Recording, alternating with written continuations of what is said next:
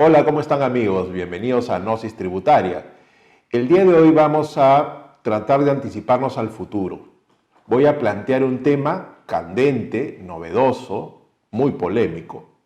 Voy a hablar sobre lo que sería el final de la planificación tributaria.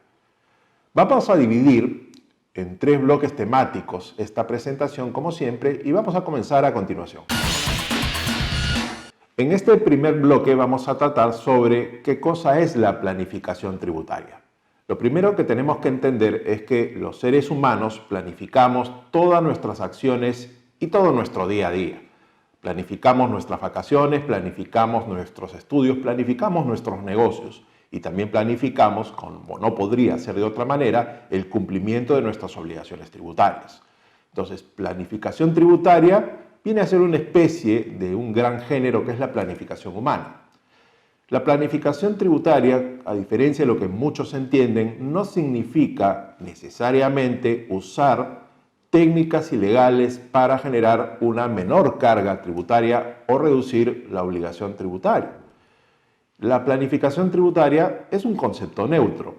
Consiste en diversas modalidades, formas, que podríamos agrupar en 3 grandes familias de actividades que tienen como finalidad reducir el impacto tributario que un contribuyente tiene.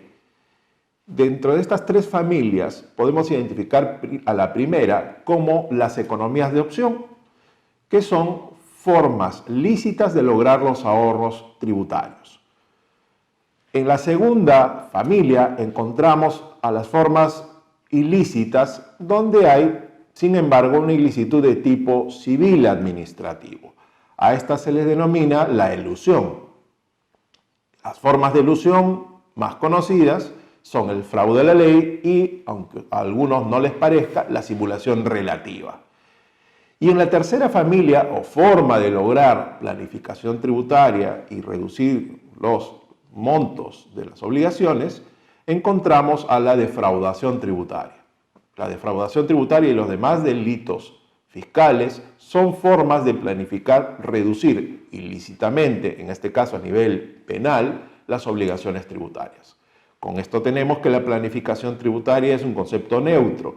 Puede alcanzarse a través de formas lícitas, pero también a través de formas ilícitas. Las ilícitas, elusión o defraudación tributaria, la mal llamada en este último caso evasión, porque en el Perú ahora este tipo de delito se denomina como defraudación tributaria. Bien, en este segundo bloque hablaremos de un tema interesante y que pone, desde mi perspectiva, la cuenta del reloj de lo que vendría a ser el final de la planificación tributaria. Me estoy refiriendo a la denominada planificación tributaria agresiva o también conocido como el planeamiento tributario agresivo. ¿En qué consiste este nuevo invitado a la fiesta? La planificación tributaria agresiva o el planeamiento tributario agresivo consiste en un conjunto de actividades, en principio lícitas, que los contribuyentes implementan para lograr grandes ahorros tributarios. No se trata de actos ilícitos. Estaríamos dentro de la categoría de la planificación tributaria por economías de opción.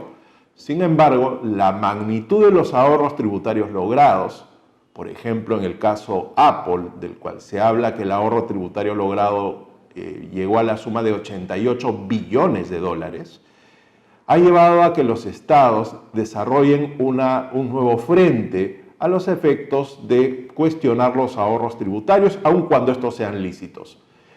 Y en esa perspectiva comienza a desarrollarse a partir del año 2012 y 2013 el concepto de planificación tributaria agresiva, que siendo lícita supone ahorros realizados a través de formas lícitas pero inconvenientes, ¿no?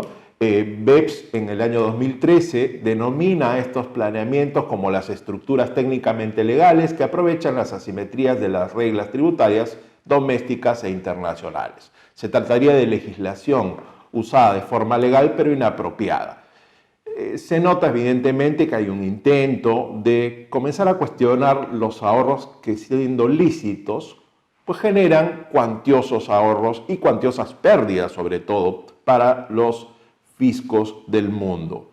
En consecuencia, la tendencia de los países desarrollados, y obviamente esto va a marcar la pauta de lo que decidan las políticas fiscales de los países del segundo y tercer mundo, está orientado a combatir este tipo de ahorros, que pese a ser lícitos, le resultan incómodos y cuando no preocupantes a los países y sobre todo a sus administraciones tributarias. Europa comenzó ya desde hace algunos años a combatir directamente estos ahorros que son lícitos, pero han sido motejados como agresivos. Teniendo en cuenta esto, en el Perú debemos hacer una mirada introspectiva y ver cómo es que se están tratando estos ahorros. Hoy, en nuestro país, los ahorros tributarios que son combatidos son los que se logran a través de los planeamientos tributarios elusivos y los planeamientos tributarios defraudatorios, no aún a los planeamientos con economías de opción. Pero si miramos un poco en un horizonte de 4 o 5 años, es muy probable que Perú se alinee a la tendencia mundial de luchar también y de impedir los ahorros tributarios lícitos pero cuantiosos, a los cuales estamos denominando como la planificación tributaria agresiva. Y en este tercer bloque vamos a tratar de dos herramientas que desde mi visión van a apresurar este proceso de finalización, de extinción de la planificación tributaria aun cuando lícita. Me estoy refiriendo a la Big Data y a la inteligencia artificial. Desde hace por lo menos 15 años, las administraciones tributarias de los países del mundo más avanzado están utilizando bases de datos e intercambiando entre ellas información para generar mayor cantidad de data disponible, a los efectos de procesarla a través de algoritmos a los cuales se les denomina hoy en día la inteligencia artificial, que son programas que utilizan ciertos patrones matemáticos que permiten a las administraciones tributarias identificar comportamientos fuera de lo común o patrones que supongan comportamientos propios de una elusión o de una defraudación tributaria. En este camino se encuentra también el Perú, que ya tiene bases de datos, tiene Big Data, con lo cual sumarse a la minería de la información y al intercambio de esta cuantiosa cantidad de elementos que le permitan entender dónde hay escenarios de camuflaje de hechos imponibles o de ocultamiento de rentas, puede generar en muy corto tiempo que los ciudadanos estén absolutamente controlados por la administración, anticipados en cuanto a los hechos que están realizando, a los efectos de ser compelidos al cumplimiento de las obligaciones tributarias. Si un país moderno entiende la fuerza de los elementos mantenidos en esas bases de datos, de toda la información disponible, y la utiliza a los efectos de generar recaudación tributaria, lo más probable es que aquellos escenarios en los cuales el contribuyente tiene la opción de reducir las obligaciones tributarias terminen evidentemente siendo puertas cerradas. Lo que quiero decir es que el Estado, con toda esta información, lo que puede hacer es evitar en el futuro, a través de legislaciones permisivas, oportunidades lícitas para que los contribuyentes logren ahorros tributarios. Con el control de la información, con la digitalización de la economía, lo más probable es que los estados terminen generando escenarios de cumplimiento controlado de sus obligaciones tributarias. Y esto va en línea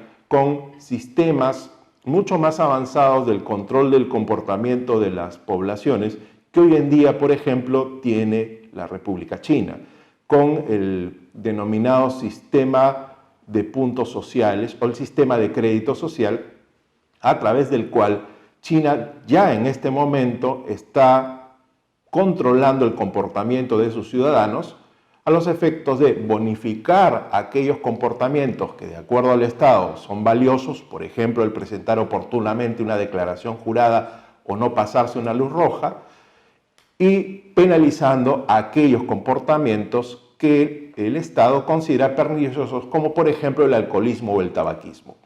Esto, traducido a los hechos, permite que aquel ciudadano que tiene determinado nivel de puntos otorgados por el Estado, que controla a los ciudadanos a través de inteligencias artificiales, puedan realizar ciertos comportamientos y otros, obviamente, ciudadanos estén limitados en cuanto al ejercicio de sus derechos. En el caso específico de un ciudadano chino hoy en día, si la puntuación que tiene producto de su comportamiento no llega a determinado nivel, lo que puede ocurrir inclusive es que ni siquiera puede obtener un préstamo o comprar un ticket de avión o tener en todo caso acceso al Internet. Este es el futuro y desde esa perspectiva creo yo que la planificación tributaria ha terminado.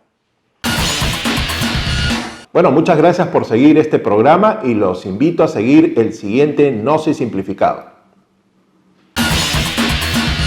Demos un salto en el tiempo. El Perú en el año 2035. Las contabilidades se llevan en sistemas digitalizados. No existen los comprobantes de pago físicos. Todo procedimiento se realiza online. Los contratos se realizan exclusivamente a través de medios digitalizados y controlados por el Estado. La planificación tributaria ha desaparecido. Ese es el mensaje del Gnosis Tributaria del día de hoy. Cuídense mucho.